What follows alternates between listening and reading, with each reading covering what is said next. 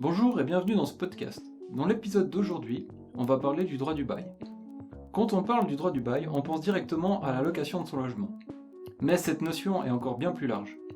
Qu'on loue un espace commercial, un lieu de vacances, un garage ou même une simple place de parc dans un parking privé, nous serons presque tous, à un moment donné de notre vie, confrontés à une relation de bailleur-locataire. Et comme le rapport de force n'est pas égal entre ces deux parties, il y a bien souvent des malentendus, voire des litiges. Dans l'épisode d'aujourd'hui, nous avons donc décidé de nous mettre du point de vue du locataire et de déterminer quels sont ses droits et obligations, que ce soit par rapport à son bailleur, en matière d'assurance ou encore face à des tiers. Alors, commençons par le commencement, la définition du contrat de bail. En droit suisse, un bail est un contrat selon lequel une partie, appelée le bailleur, confère à une autre partie, appelée le locataire, le droit d'usage d'un bien immobilier, d'équipement ou d'installation pour un certain temps, moyennant le versement d'un loyer. Au niveau pratique, on rajoute souvent un tiers, qui est la gérance ou la régie, qui agit en représentation du bailleur.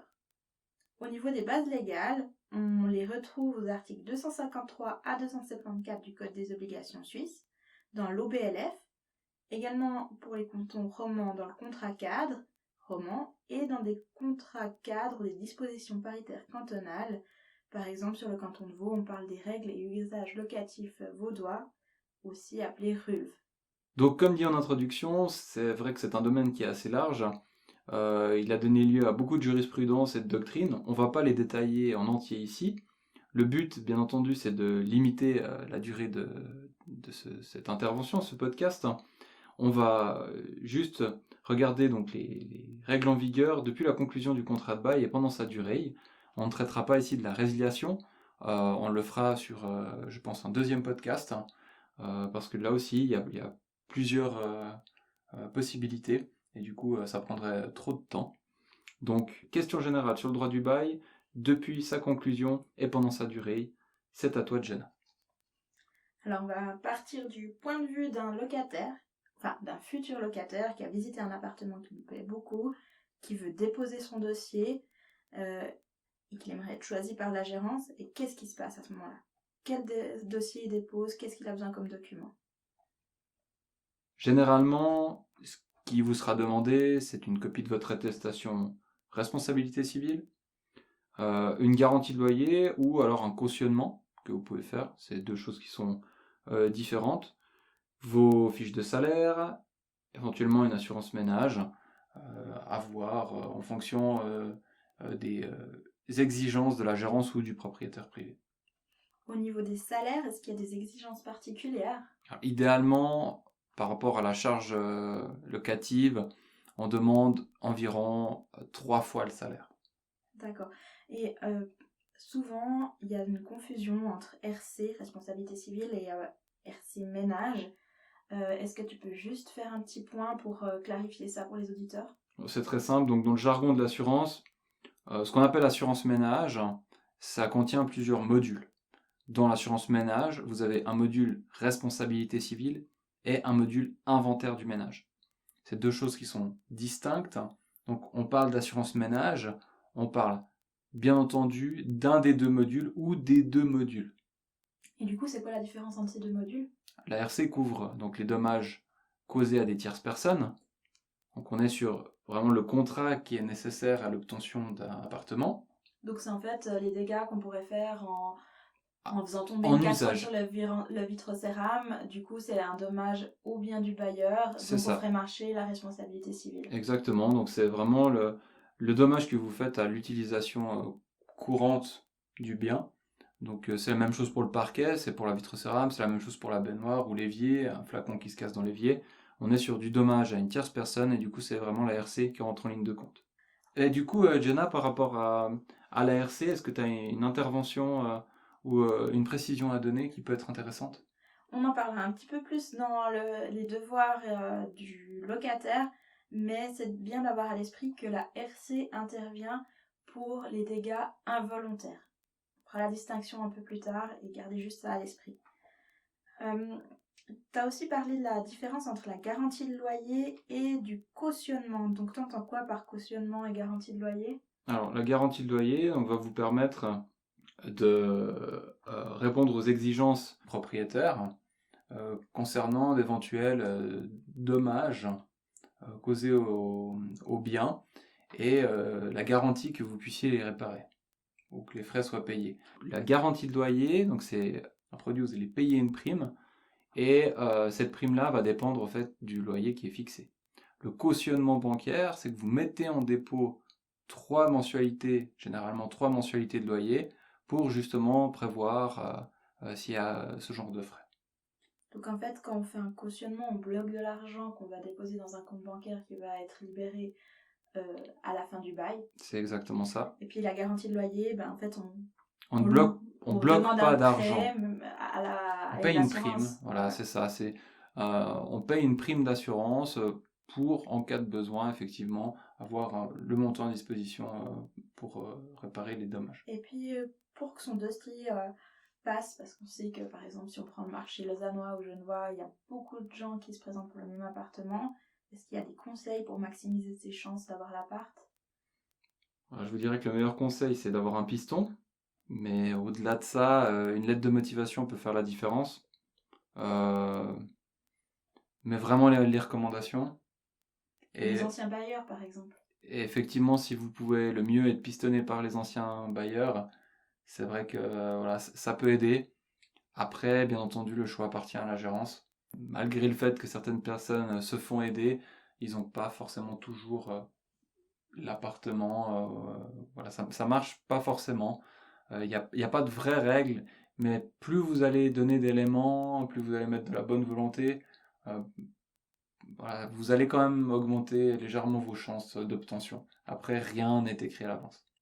Je vais juste aussi reparler d'un autre point qui sont les garants. Quand par exemple on veut louer un appartement mais qu'on n'a pas les salaires suffisants. Souvent c'est le cas par exemple dans les colocations d'étudiants qui n'ont pas encore de salaire, c'est les parents qui se mettent ou quelqu'un qui doit déménager, arriver dans une nouvelle ville, on demande à un ami de se mettre comme co-signataire du bail ou comme garant.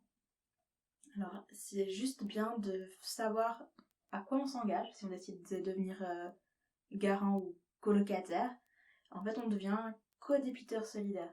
Ça veut dire que le bailleur peut venir chercher l'argent des loyers impayés indépendamment auprès de vous ou auprès de l'autre personne. Donc vous vous engagez en fait, si la personne décide de ne pas payer le loyer ou de laisser l'appartement dans un état lamentable, à répondre en fait de ses dommages et de son non-paiement du loyer.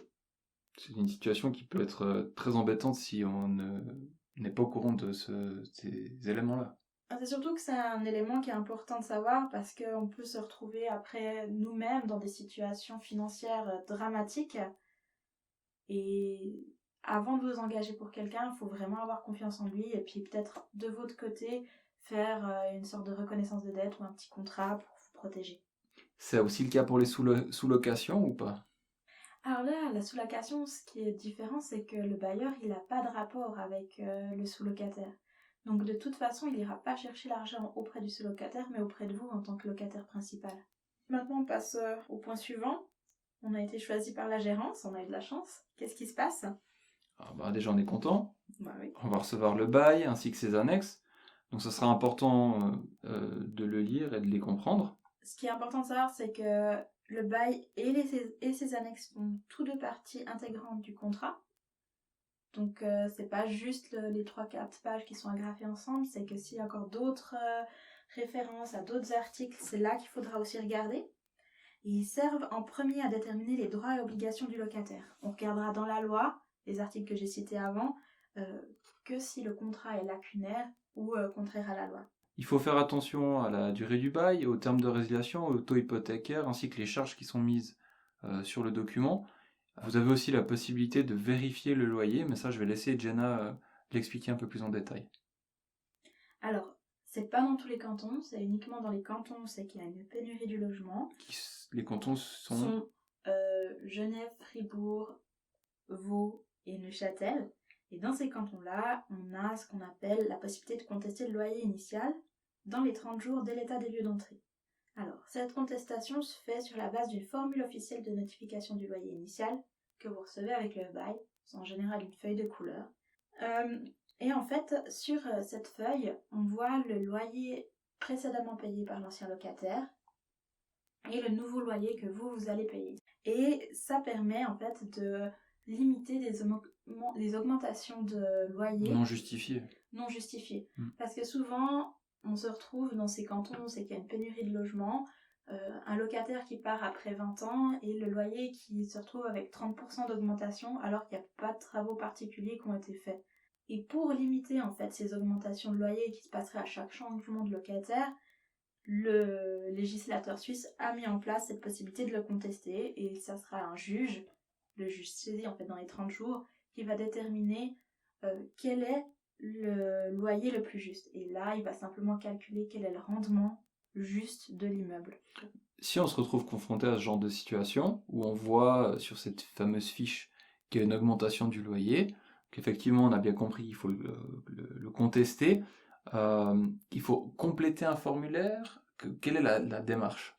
Alors la démarche, elle est souvent indiquée au bas du formulaire, c'est simplement écrire une lettre, un courrier directement au tribunal compétent, mais le mieux c'est quand même se faire accompagner parce que ça ouvre lieu directement à une procédure et le retour de flamme de la gérance peut être assez fort.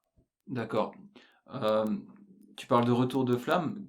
Qu'est-ce que risque concrètement un locataire qui vient de se faire attribuer son appartement et qui conteste le loyer dans les 30 jours? Est-ce qu'il n'y aurait pas un risque direct de se faire résilier le bail? C'est peut-être une question que nos auditeurs se posent. À quoi doit-on s'attendre comme retour de flamme, comme tu disais, ou sanction si on arrive directement avec certaines prétentions en diminution? Alors, il y a ce que la gérance a le droit de faire légalement et ce qu'elle fait en pratique.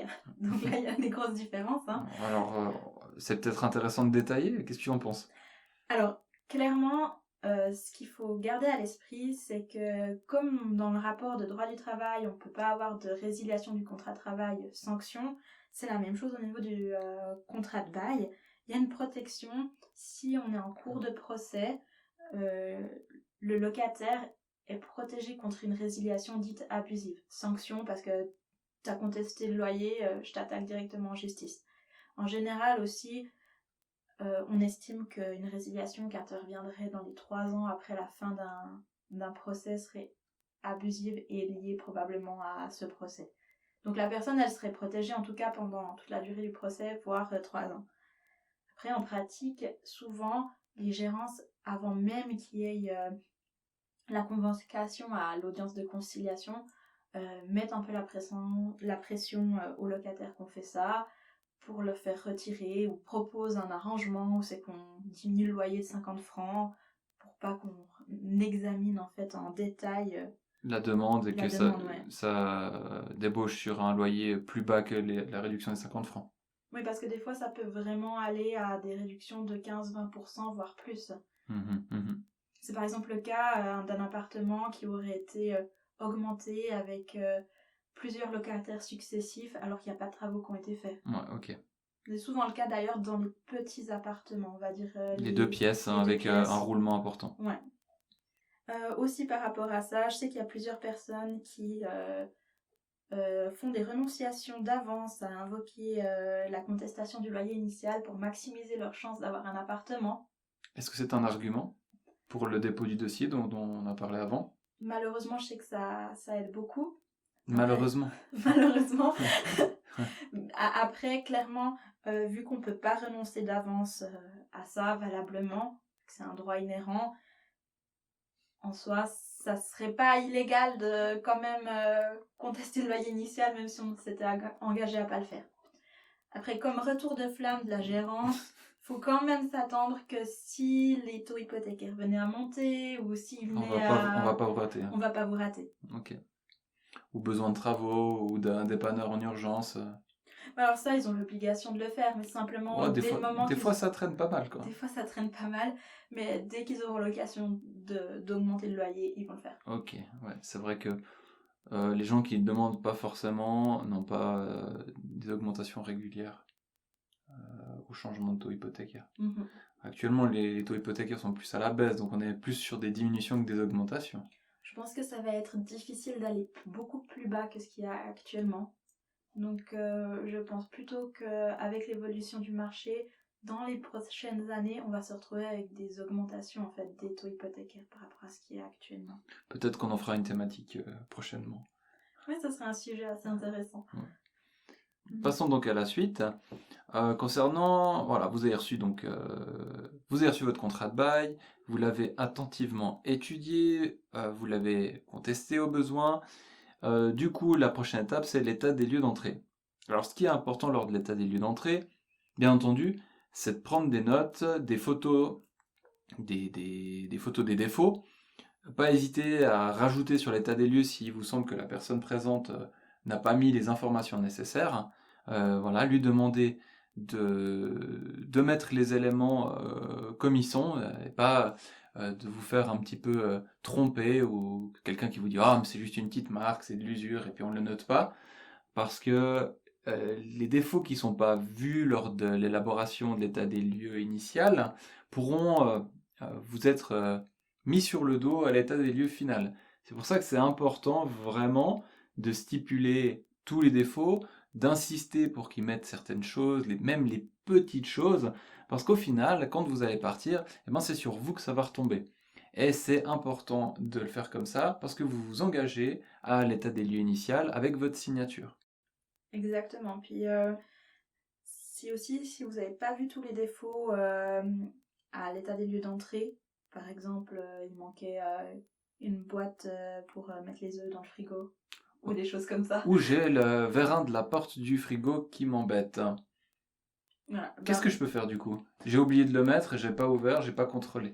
Vous avez une possibilité d'annoncer dans un délai raisonnable, donc idéalement c'est une quinzaine de jours, hein, c'est ce qui est retenu par la jurisprudence, d'annoncer directement à la gérance tous les défauts supplémentaires que vous n'auriez pas vus lors de l'état des lieux d'entrée. Ok, donc j'ai juste à téléphoner à la gérance et dire que la porte du frigo elle grince ou elle est pas bien fixée. Alors ça, faut jamais téléphoner à la gérance. Donc on ne fait pas de téléphone à la gérance. Jamais. On envoie un mail. Bien.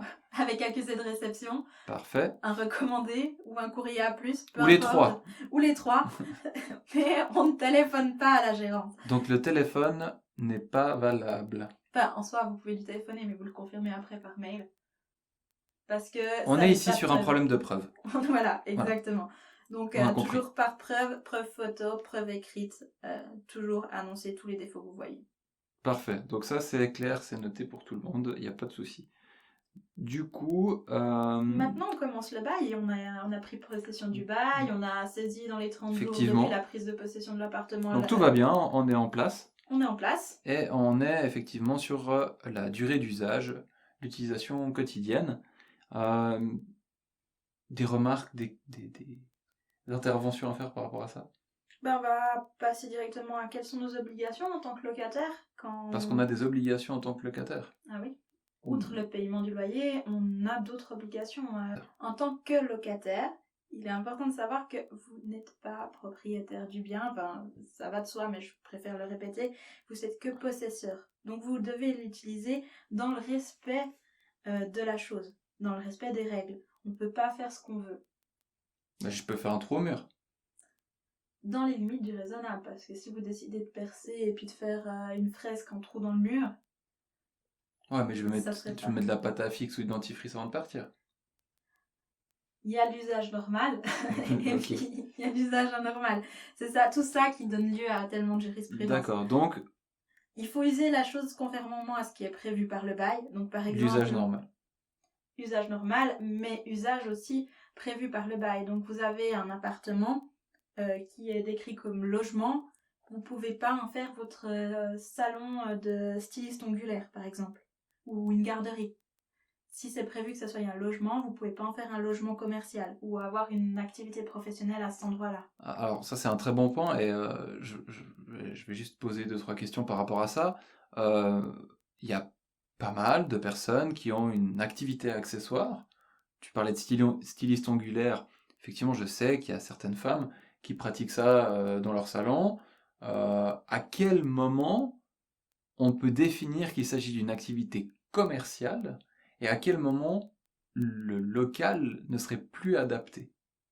Est-ce qu'il y a quelque chose qui existe à ce niveau-là? Pas faire peur à nos auditeurs en disant « Ouh là là, mais voilà, je fais 3 angles par semaine pour mes copines.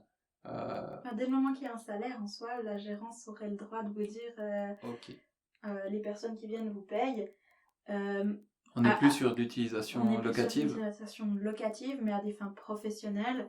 Alors, clairement, on dit beaucoup de choses sur les gérances. Pour ça, elles sont assez sympas, elles embêtent pas trop. Tant qu'elles le savent pas, en gros. Tant qu'elles le savent pas. Après, moi, je vois même des fois des appartements où c'est que c'est carrément le nom du salon de beauté, enfin du salon d'onglerie, ou des choses comme ça qui est marqué dessus, ou l'activité indépendante qui est marquée sur la boîte aux lettres, et ça passe. Simplement, ce qu'il faut savoir, c'est que si les voisins commencent à se plaindre parce qu'il y a beaucoup d'allées et venues et que la gérance doit faire des mesures, vous écrivent en disant on vous rappelle que vous êtes dans un immeuble locatif qui n'est pas un immeuble commercial, les voisins se sont plaints, ils peuvent vous menacer de vous résilier le bail et ils peuvent même aller jusqu'à le résilier d'ailleurs. Ok, donc ça serait une sanction par exemple de la mauvaise utilisation Des locaux. des locaux. Mm-hmm. Ok, c'était bien de préciser, je pense que c'est bien aussi pour nos auditeurs de savoir ce détail. Voilà. Et c'est bien aussi juste de savoir, j'ai pris l'exemple de l'Institut d'onglerie parce que justement il y a des va-et-vient. Si vous faites comme maintenant du télétravail et puis que vous avez votre agence de digital marketing chez vous mais que vous ne recevez pas de clients, il n'y a pas de problème. C'est vraiment par rapport à l'usage qui est fait des locaux. L'exploitation physique des locaux. Ouais. Ouais, ok. Un autre point aussi, qui est important, et c'est pour ça que je répète, vous n'êtes pas propriétaire, vous n'avez pas le droit de sous-louer votre appartement sans l'autorisation préalable du bailleur. Alors, ça je le précise parce qu'il y a énormément de cas maintenant, par exemple avec la célèbre plateforme Airbnb, où c'est que les gens décident de sous-louer les appartements de temps en temps, voire même carrément d'en faire une activité professionnelle. Et ça, ce qui est important de savoir, c'est que en général, la sous-location, elle est acceptée pour autant qu'elle n'apporte pas un bénéfice au locataire. Donc par exemple, vous partez 3 mois faire un tour de la Cordillère des Indes. Et, du coup, là, vous pouvez simplement mettre votre appartement en sous-location avec accord du bailleur. Si vous le sous-louez quasiment au même prix, il n'y a pas de souci. Par contre, si vous avez un appartement subventionné, que vous vivez chez votre copain, puis que pendant ce temps, en fait, vous le sous-louez au prix plus cher que ce que vous touchiez comme subvention, et puis que vous mettez à peu près 1000 francs par mois dans la poche, ça c'est interdit, et ça peut donner lieu à une résiliation du bail, plus un remboursement de l'argent perçu indûment. Parfait, je pense que ça c'est clair. Voilà. Après, encore au niveau de l'usage, pas de transformation de grande ampleur sans autorisation écrite du bailleur, ou bien une remise en état total à la fin du bail. Donc avant de casser un mur porteur, faut y réfléchir 2 fois. Par contre, si vous faites des travaux qui apportent une plus-value et puis que vous avez l'accord du bailleur, par exemple vous créez une terrasse sur un rez-de-chaussée, etc., vous avez la possibilité à la fin du bail de demander une participation financière pour la plus-value que vous avez apportée au bien. Ok. Donc on notera ici que pour tout projet d'aménagement ou de restauration, ou même tout projet lié à vos locaux, à votre logement, il faut demander l'accord du bailleur. Oui, on demande un accord préalable, donc par écrit. Par écrit toujours. Hein. Ouais, ok. Ensuite, dans l'usage de la chose, il y a l'entretien usuel de la chose qui est prévu, donc un ménage régulier, les petites réparations qui sont à charge du locataire, donc en général on dit 150 francs maximum par poste. Après, dans les annexes qui sont mises au bail, il y a souvent des dispositions qui disent combien de temps il faut aérer par jour son appartement, à quelle distance du mur il faut placer les meubles, etc. Donc toutes ces choses-là, vu qu'elles font partie intégrante du contrat de bail, il faut y faire attention. Ok, c'est noté. C'est souvent utilisé d'ailleurs pour les gérances pour se décharger quand vous avez de la moisissure dans vos... Enfin, sur les murs, hein. Sur les murs, ils vont venir vous dire « Ah, vous n'avez pas respecté la distance, Vous n'avez pas assez aéré. vous n'avez pas assez aéré, vous avez mis trop de plantes, etc. » Ok, donc c'est bien de le savoir, faites attention là. En parlant d'humidité, qu'est-ce qu'on fait si on remarque qu'il y a une énorme poche d'eau sur le mur, par exemple? Effectivement, ça fait partie des obligations du locataire d'avertir le bailleur sans délai pour les défauts constatés. Donc vous devez effectivement, quand vous constatez un défaut, tout de suite téléphoner ou notifier la problématique, parce que sinon il pourrait vous être reproché d'avoir aggravé le dommage en faisant rien du tout. Et ça c'est vraiment nécessaire. Effectivement, on parle d'humidité, on parle de dégâts d'eau, de tout de suite prendre les devants pour justement pas qu'on vienne vous reprocher l'aggravation, je dirais, de la conséquence d'une casse. Exactement. Puis c'est vrai que ce qui est important de préciser aussi, c'est qu'une fois qu'on a eu le dégât qui est arrivé, ou pour le prévenir par exemple, on a l'obligation en tant que locataire de tolérer des visites du bailleur ou de la gérance ou de réparateurs. Donc si vous avez un dégât d'eau mais que vous n'êtes pas disponible pendant 2 semaines pour que la société intervienne, on pourra vous le reprocher. Vous êtes le possesseur, hein, donc le bailleur n'a pas le droit de venir visiter régulièrement par curiosité, juste pour voir si vous rangez bien ou si vous rayez pas l'évier en mettant des casseroles dedans directement. Donc, et s'il y a des visites, elles doivent être limitées et prévenues à l'avance. Ok, parfait. Merci pour ces précisions. Concernant le paiement du loyer, qui est aussi une des obligations du locataire, c'est important de payer le loyer dans les temps. Parce que si on ne le fait pas, ça peut donner lieu à des rappels, des mises en demeure et éventuellement, plus tard dans la procédure, une résiliation de bail. Ça, c'était un des aspects que tout le monde connaît et qui paraît logique. Est-ce que tu as quelque chose à rajouter? Par rapport à ça, oui. Effectivement, c'est que si on paye toujours son loyer, mais toujours de façon très aléatoire, donc on n'a pas de solde négatif, mais simplement une fois on le paye le 10, une fois on le paye le 15, une fois on le paye le 25, etc., ça peut quand même donner lieu à une résiliation parce que ça crée un risque pour le bailleur. Du coup, est-ce qu'il y aurait encore d'autres points par rapport aux droits et obligations du locataire qu'on devrait ici mettre en avant?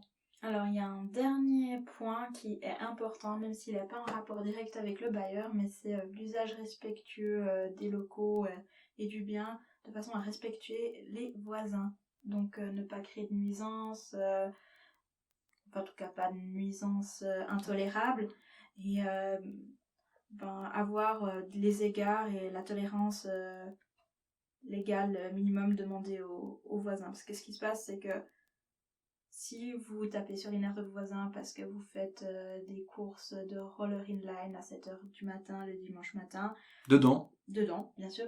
Ceux-ci peuvent agir directement contre le propriétaire en demandant à ce qu'il fasse cesser ce dommage, cette nuisance, et celui-ci va prendre des mesures en vous mettant en avertissement ou en vous résiliant le bail.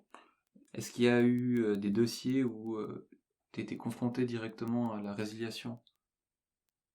Alors, il y a quelques cas qui sont allés très très loin. C'était des gros cas? C'était des gros cas, ou c'est que c'était des gens qui créaient énormément de bruit. Ok, là on part sur une résiliation. Mais j'ai eu des menaces de résiliation dans des familles avec des enfants, où c'est que simplement l'enfant jouait avec des voitures sur le parquet assez tôt le matin. Là, clairement, si l'immeuble n'est pas très bien isolé, ça peut vraiment faire des nuisances insupportables pour le voisin du dessous. Moi, ce que j'avais conseillé à l'époque, c'était de mettre des tapis partout, c'est qu'il y avait l'enfant qui allait, pour pas risquer d'avoir un avertissement ou voir une résiliation du bail. Ok, concernant le bruit, c'est aussi lié à la structure du bâtiment.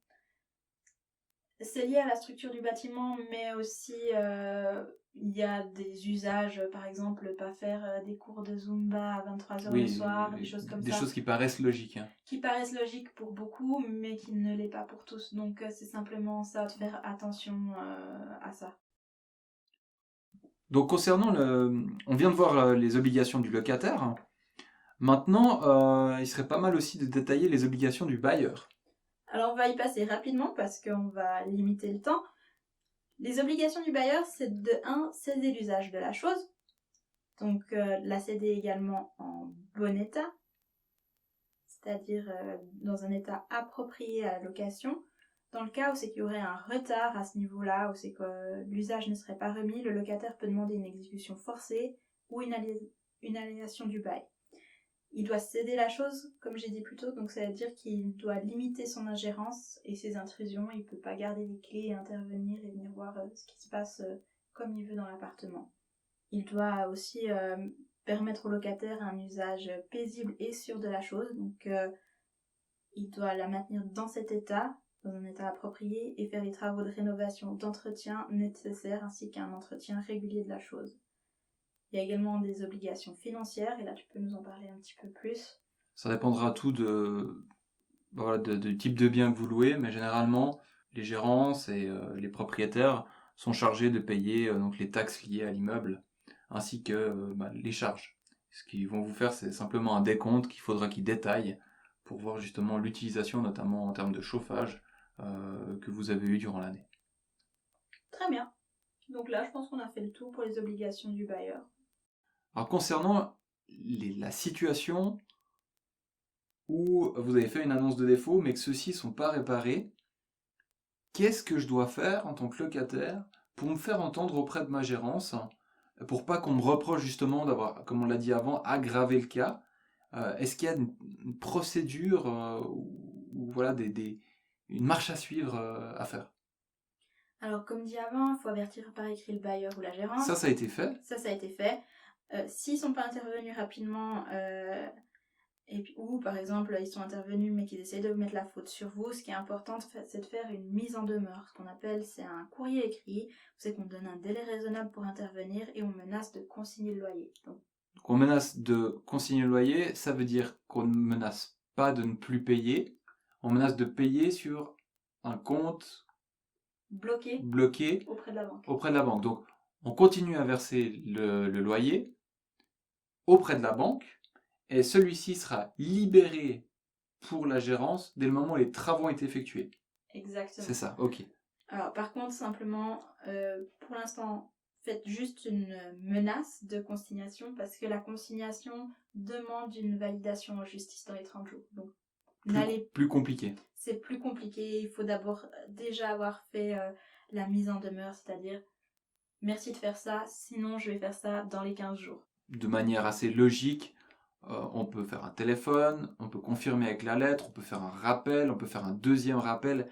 Après, éventuellement, on fait une mise en demeure. Normalement, le délai raisonnable à ce niveau-là, il devrait être respecté et les dommages devraient être réparés. Pas toujours, et notamment en ce qui concerne les questions d'humidité, parce que c'est un point sensible où c'est que les gérants ont tendance à dire que c'est le locataire qui aère mal, c'est le locataire qui a créé le dommage, et ils préfèrent ne pas intervenir tout de suite ou faire peur au locataire. Donc, dans ce genre de cas...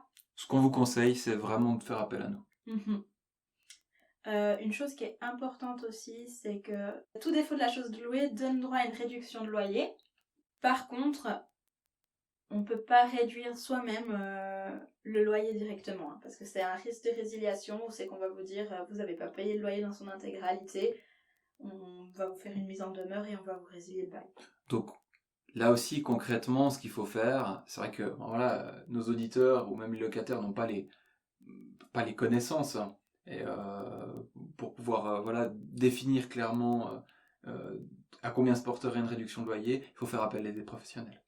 Il faut se faire accompagner par un professionnel et souvent dans ces situations de défaut qui continuent, qui ne sont pas réparées par la gérance, faites-vous accompagner parce que c'est une situation qui est pesante, qui dure et qui peut même devenir insupportable ou même dangereuse pour la santé. Tout à fait. Donc c'est ce qu'on peut vous recommander effectivement. Et d'ailleurs, si le maintien du bail devient insupportable, qu'il y a une mise en demeure qui a été faite, il y a aussi une possibilité de faire une résiliation hors délai. Mais ça aussi, c'est souvent contesté par les gérances. Donc là, on est vraiment sur un aspect, donc l'aspect du défaut non traité qui nécessite une aide extérieure. Ça nécessite une aide extérieure ou alors de bonnes connaissances de droit du bail et un estomac bien accroché. Voilà, nous arrivons au terme de ce podcast riche en informations. C'est vrai qu'il y a beaucoup d'éléments parce que c'est un sujet vaste, comme on l'a dit en introduction.